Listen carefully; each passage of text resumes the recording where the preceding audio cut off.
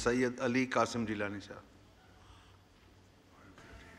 शुक्रिया जनाब deputy speaker, आपने मुझे वक्त दिया बजट पे गुफ्तगू करने का। जनाब स्पीकर, मेरे हाथ में पब्लिक सेक्टर डेवलपमेंट प्रोग्राम 2025-26 है और इसके पहले सफ़े पर जो हुकूमत की पॉलिसी है वो मेंशन्ड है, जिसमें हुकूमत ये कह रही है कि हम इस बजट के ज़रिए और इस पब्लिक सेक्टर डेवलपमेंट प्रोग्राम के ज़रिए मुल्क में बैलेंस्ड, इक्विटेबल, इंक्लूसिव और सस्टेनेबल ग्रोथ चाहते हैं। और चंद दिन पहले हमारे फाइनेंस मिनिस्टर साहब ने भी अपनी स्पीच की, उनकी स्पीच में भी इंक्लूसिव ग्रोथ का जिक्र आया। जब मैंने अपनी बजट स्पीच की तैयारी के लिए पब्लिक सेक्टर डेवलपमेंट प्रोग्राम को स्टडी किया तो मुझे बहुत अफसोस हुआ ये देखकर कि इस पूरे डेवलपमेंट प्रोग्राम में बहुत सी इनइक्वालिटीज़ हैं और all the roads are leading to Narowal. मैं बिल्कुल जो नारोवाल के रहने वाले हमारे भाई हैं, बहनें हैं, मैं उनकी तरक्की के ख़िलाफ़ हरगिज़ नहीं हूँ, लेकिन जहाँ तक इंक्लूसिव ग्रोथ का सवाल है तो मैं चंद आपको एग्जांपल्स देना चाहूँगा कि इसमें HEC के लिए ऑलमोस्ट 40 बिलियन रखा गया है और इस 40 बिलियन के प्रोग्राम्स में पूरे साउथ पंजाब के लिए सिर्फ 71 करोड़ रुपए रखे गए हैं और ये बनता है 1.8% of the entire budget for HEC, जिसमें डेरा गाजी खान की यूनिवर्सिटी है, गाजी यूनिवर्सिटी, उसके लिए सिर्फ 1 करोड़ रुपए रखा गया। हमारी मुल्तान में एमर्सन कॉलेज है जो कि अब यूनिवर्सिटी बन चुकी है, उसका जो प्रोग्राम या जो बजट है वो 1.2 अरब रुपए का है, जिसके लिए 5 करोड़ रुपए इस बजट में रखे गए हैं। मैं समझता हूं कि ये 5 करोड़ रुपए में तो कोई सिविल वर्क भी नहीं कर सकता। मैं पूछना चाहता हूं इस हुकूमत से और यहाँ की इस हुकूमत के जो फाइनेंशियल टीम है फाइनेंस की, कि कहाँ पर बैलेंस या इंक्लूसिव ग्रोथ हमें यहाँ नज़र आई है। इसके अलावा आप देखें, रेलवे 22 अरब रुपए रेलवे के लिए रखे गए हैं। पूरे जनूबी पंजाब के में 150 मिलियन रखे गए हैं, जो कि 0.68% बनता है। इसके अलावा आते हैं जी प्रोविंसेस एंड स्पेशल एरियाज।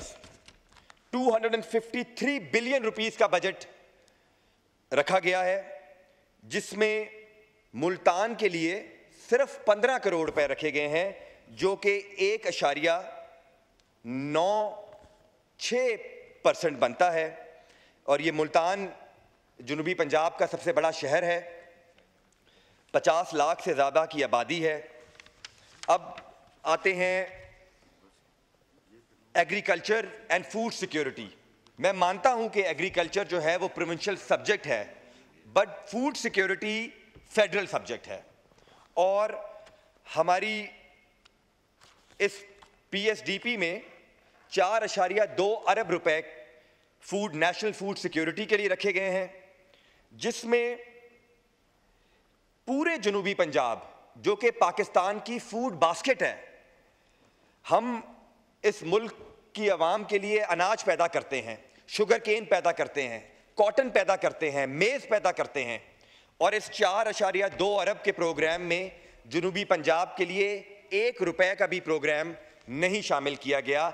और इससे मैं समझता हूं कि जो जनूबी पंजाब और सेंट्रल पंजाब के दरमियान में एक गैप है, ये मज़ीद बढ़ेगा इसमें कमी नहीं होगी। और मुझे ये शेर याद आता है कि जब भी हम जनूबी पंजाब के मेंबरान जाते हैं प्लानिंग मिनिस्टर से बात करने के लिए या फॉरेन फाइनेंस मिनिस्टर से बात करते हैं, तो वो हमेशा हमें कहते हैं कि इस साल तो नहीं, हम इंशाल्लाह अगले साल आपके लिए ज़रूर पैसे रखेंगे। और वो अगला साल कभी आता नहीं है। इस साल भी हमने, चूँकि PSDP में जनूबी पंजाब का 34% शेयर है जनाब स्पीकर, जो कि कॉन्स्टिट्यूशन ने हमें दिया है। और जब से ये कॉन्स्टिट्यूशन बना है, सिर्फ 4 साल जनूबी पंजाब को उसका ड्यू शेयर दिया गया है। वो भी सिर्फ पाकिस्तान पीपल्स पार्टी की हुकूमत जब 2008 से लेके 2013 तक थी, जिसमें जनूबी पंजाब के ही सैयद यूसुफ रज़ा गिलानी साहब इस मुल्क के वज़ीर आज़म थे, सिर्फ उस दौर में हमें वो शेयर मिला। उसके अलावा जब भी हम जाते हैं किसी भी वज़ीर के पास, तो हमें यही सुनने को मिलता है कि 1000 सागर पवीज गहन, 1000 मटके वटीज गहन, 1000 सागर पवीज गहन, 1000 मटके वंडीज गहन, असा जो मंगे ते साकू आधन वंडीज गहन वंडीज गहन। हम जब भी पैसे मांगते हैं, हम हमें कहते हैं कि इस दफ़ा बट गए हैं, अगली दफ़ा आपको हम ये ला के देंगे। अब मेरे सामने ये हुकूमत पाकिस्तान का एनुअल प्लान पड़ा है, जिसको उड़ान पाकिस्तान भी कहा जाता है। इसमें लिखा हुआ है कि पाकिस्तान फूड सिक्योरिटी के हवाले से दुनिया के 127 मुल्कों में हमारा 109वां नंबर है कि आने वाले सालों में ख़तरनाक हद तक हमें फूड शॉर्टेज का खदशा है। और इसके लिए उड़ान पाकिस्तान की तरफ से हमें बताया जा रहा है कि जो हमारे की क्रॉप्स हैं, जिसमें गंदम, चावल, मेज़, कॉटन, शुगर केन और सिट्रस है, उसमें हुकूमत जो है वो ऐसे प्रोग्राम्स लेके आएगी कि एग्रीकल्चर सेक्टर में एक इनकलाब आने वाला है। अब इस इनकलाब के बारे में जो हमारा बजट कहता है, जिस तरह हमारे सीनियर नवीद कमर साहब बता गए हैं कि हुकूमत की जो पॉलिसी है वो तो बहुत अच्छी है।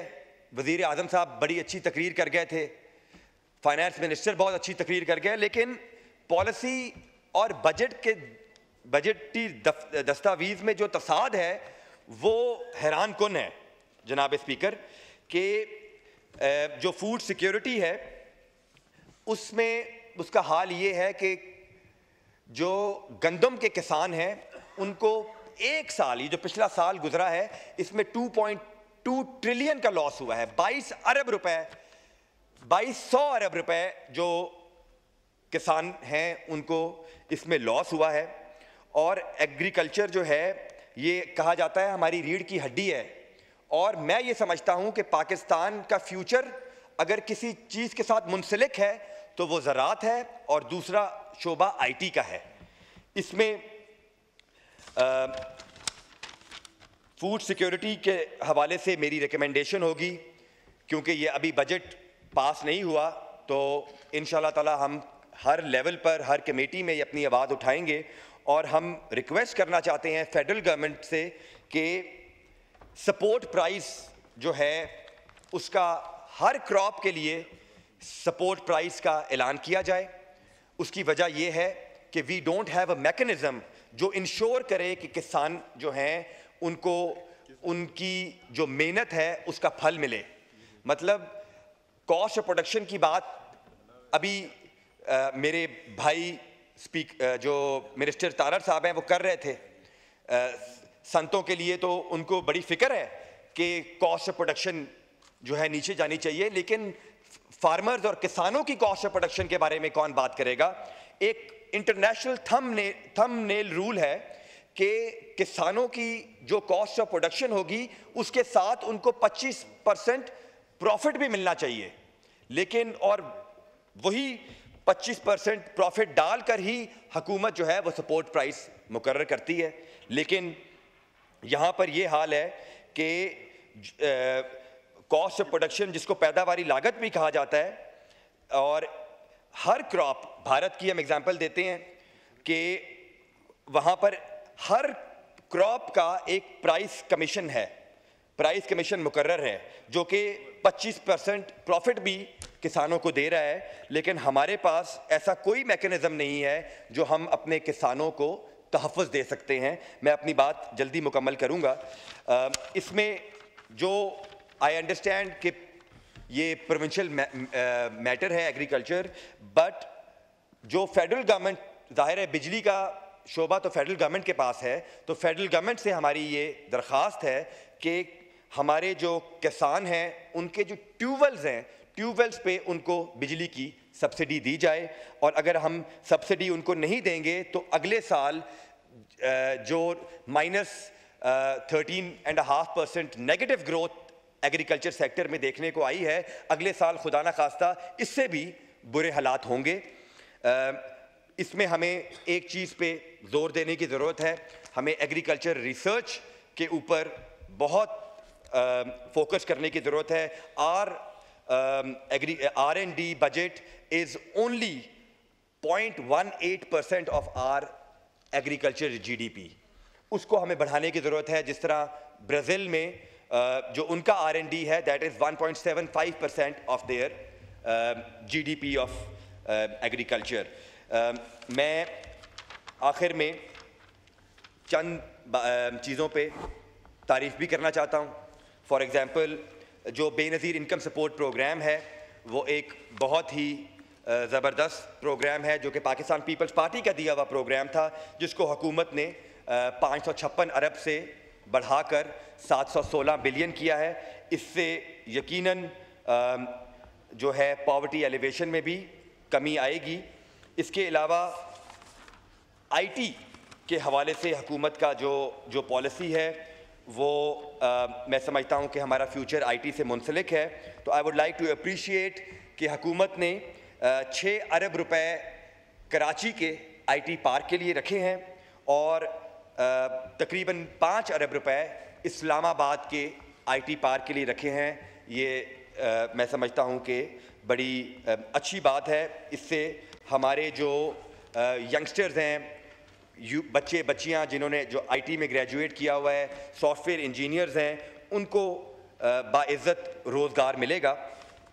लेकिन आखिर में एक दफ़ा फिर मैं हुकूमत वक्त से और उनकी फ़ाइनेंस टीम से ये रिक्वेस्ट करना चाहता हूँ कि खुदारा आप हमारे किसानों को फिर किसी भी मतलब बाहर के मुल्कों से जो हम इंपोर्ट करते हैं, तो हम बाहर के किसानों को तो डॉलर्स में अमीर कर रहे हैं, तो हमारे किसानों का क्या हाल होगा। पंजाब हुकूमत की जो बदमाशी है जो ये किसानों के साथ करते हैं उसको ख़त्म करें और हमारे किसानों को वो इस तरह सपोर्ट करें ताकि आने वाले वक्त में पाकिस्तान जो एक ख़तरनाक हद तक फूड इनसिक्योरिटी का शिकार होने जा रहा है उससे हम बच सकें। और आखिर में मैं एक FBR के मुतल्लिक बात करना चाहूँगा कि FBR को जो पावर्स दी गई हैं जो कि नैब के पास थी पहले, और एक किस्म की एक्सटॉर्शन फॉर मनी नैब के पास वो पावर्स थी, अब वही पावर्स FBR के पास आ गई हैं। और FBR जो है वो, मैं अपने शहर की मिसाल देना चाहूँगा कि जनूबी पंजाब के बहुत बड़ा हमारा एक एम्प्लॉयर है जिसको वोल्का इंडस्ट्रीज़ के नाम से मशहूर है। पिछले 3 हफ्तों से ये इंडस्ट्री बंद है और इस इंडस्ट्री में FBR की टीम जो हैं वो बंद करके बैठे हैं, उनका ऑडिट चल रहा है और गन पॉइंट के ऊपर उनसे टैक्स वसूल किया जा रहा है। इसके ऊपर मैं FBR की और फाइनेंस मिनिस्टर साहब की तवज्जो चाहता हूँ और इंशाल्लाह ताला इनसे जवाब का भी मुंतज़िर रहूँगा। आपका बहुत शुक्रिया।